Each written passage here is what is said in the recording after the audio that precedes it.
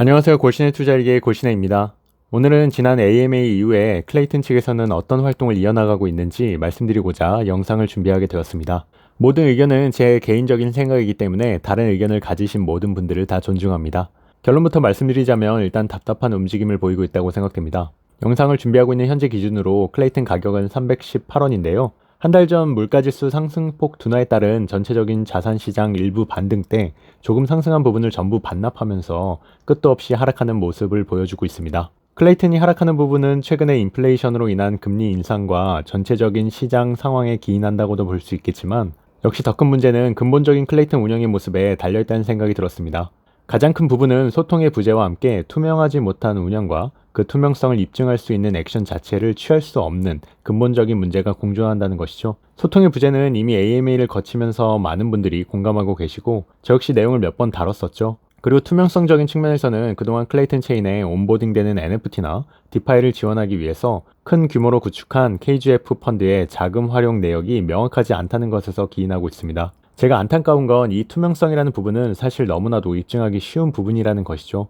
블록체인 내에서 동작하고 있는 모든 활동이 사실 투명성이라는 근간을 가지고 있기 때문에 어떤 내역인지만 설명해주면 되는 것인데 이 내역이 무려 3달이 지나도록 명백하게 입증되지 않았고 또 그런 기미도 보이지 않는다는 것입니다. 또 아직까지 투자자들로부터 크게 원망을 받고 있는 부분 중 하나가 바로 50억 개 미유통 물량에 대한 소각 관련 사항인데요. 분명 2달 전 AMA에서는 클레이튼 측에서 직접 50억 개 미유통 클레이튼 물량에 대한 소각 내용을 밝혔지만 언급만 되었을 뿐 아직도 그에 대한 구체적인 안이나 방향성이 제시되지 않았다는 것입니다.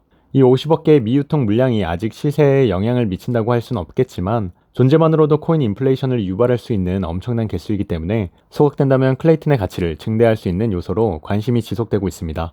하지만 채팅창을 보시면 아시겠지만 아직도 소각에 대한 내용은 전혀 언급되지 않고 투자자들의 속만 타들어가고 있는 상황이죠. 또한 이 기사를 보고 재단 측에서는 아직도 조금 아니라는 생각을 가지고 있는 것이 아닐까 하는 생각이 들었는데요. 개인적인 생각이지만 보유하고 있던 클레이튼을 현금화해두고 앞으로의 향방을 지켜보도록 하는데 일조한 내용입니다. 기사에 따르면 기존의 클레이튼 대형 프로젝트들의 타 체인으로의 이탈에 대한 언급이 나왔는데요. 지난 4, 5월에 클레이튼 체인을 이탈한 이유에 대해서 재단 측에서는 이탈한 프로젝트들이 사업적인 의지로 인해 타 플랫폼을 선택했다고 짧게 언급하였습니다.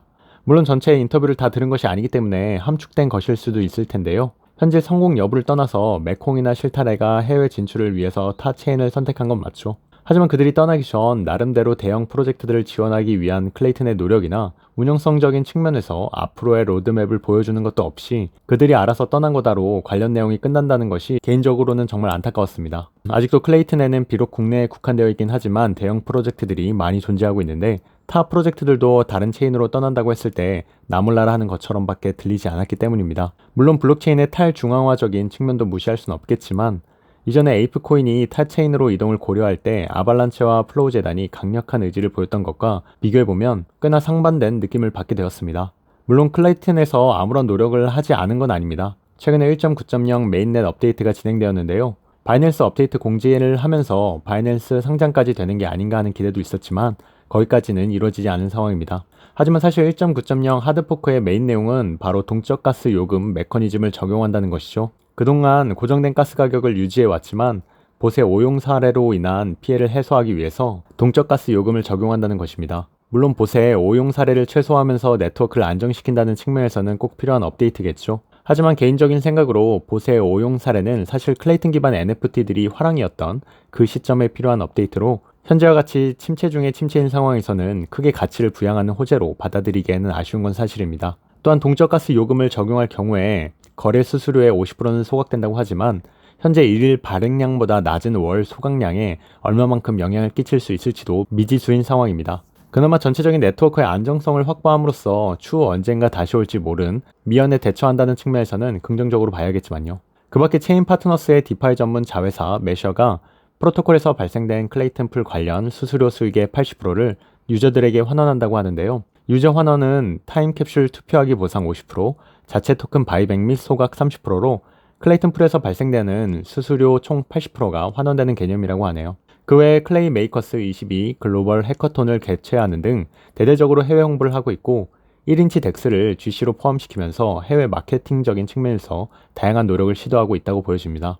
아직도 많은 프로젝트들이 클레이튼 위에서 동작하고 준비하고 있기 때문에 개인적으로 많은 어려움을 털어내고 꼭 다시 한번 반등의 기회가 되었으면 좋겠네요.